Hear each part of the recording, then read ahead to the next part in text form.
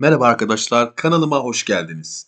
Bugün sizlere 5 dakikada 5 adımda TOEFL Reading'e nasıl çalışılır ondan bahsedeceğim. Daha önce yarım saatten fazla süren TOEFL Reading taktikleri videomu hatırlarsınız. Birçok kişiyle bu video aracılığıyla iletişime geçmiş oldum, faydalı olmuş olduğumu düşünüyorum. O videonun linkini açıklamaya bırakacağım. Şu sağ üstte gördüğünüz görsel üzere kanalıma abone olmanızı istiyorum, istirham ediyorum. Amacım insanlara faydalı olmaktı. Bunu daha önce söylemiştim. Ocak TOEFL'unda 101 almış biri olarak bildiklerimi insanlara aktarmaya çalışıyorum. Şimdi TOEFL'un genel olarak çıkan konuları bunlar. Daha detaylı konular da var. Sanat tarihiyle ilgili de birçok parça çıkıyor. 3 parçadan oluşuyor ve 10 soru var. Bu parçalarla alakalı kelimelere çalışmak gerekiyor, bilmek gerekiyor diyebiliriz. İlk soru tipimiz hangisi yanlıştır soruları. Burada genelde kısa paragraflar oluyor ve kelimeleri iyi takip ettiğiniz sürece yanlış yapma ihtimaliniz az. Eğer büyük bir kelime bilgisi eksikliğiniz yoksa. En yakın anlam soruları da bazen hiç parçaya bakmadan çözülebildiği halde bazılarında cümle içerisinde nasıl kullanıldığına da bakmak gerekiyor diyebilirim. Direkt kelimenin ilk anlamını düşünerek pat diye cevabı işaretlememek gerekebiliyor. Bir tane de en iyi ifade eden cümle soruları geliyor. Aslında highlight ettiğim, siyahlaştırdığım yerin en yakın cümlesini istiyorum. Önemli kısımlarını dışarıda bırakmayacak şekilde. Aslında eş anlamlısını istiyor. Burada iki şık oluyor. Biri birine çok benziyor. Aman dikkat diyelim.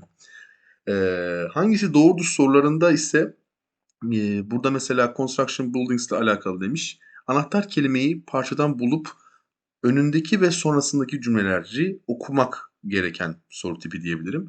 Ee, Yazar neyi ima ediyor soruları gene burada modern buildings'lerle alakalı demiş. Modern binalarla alakalı. Direkt oraya gidip orayı okumak gerekiyor. İma ediyor yani neden neyi kastediyor?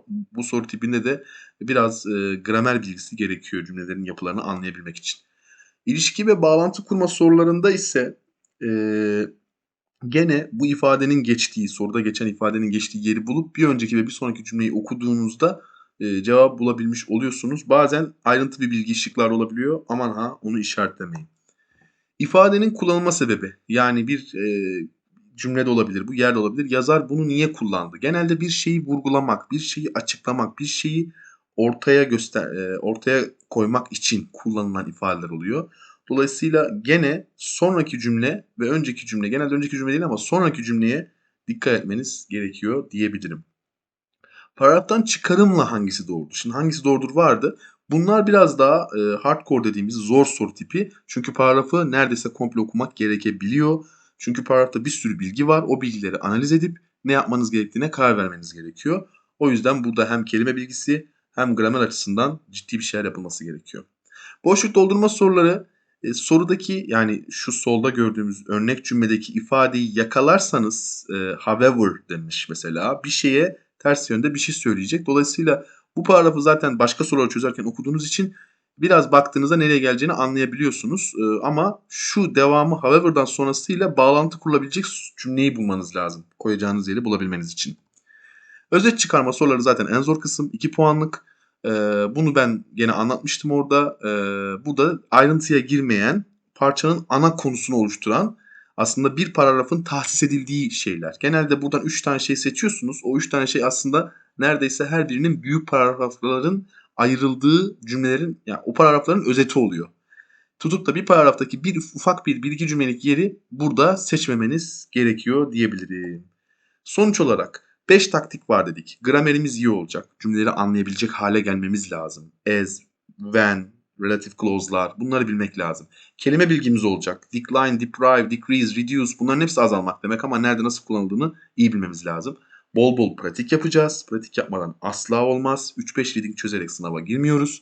Zaman yönetimi zaten pratikle bağlantılı bir şey. Sınavda belli bir süremiz var. Bu süreyi etkili kullanmamız lazım. Bu da ancak pratikle ve hangi soruda ne kadar zaman harcayacağını öğrendiğin zaman olur. Taktikte işte bu video size bir taktik. Mutlaka birçok kaynaktan beslenin. Alabiliyorsanız özel ders alın.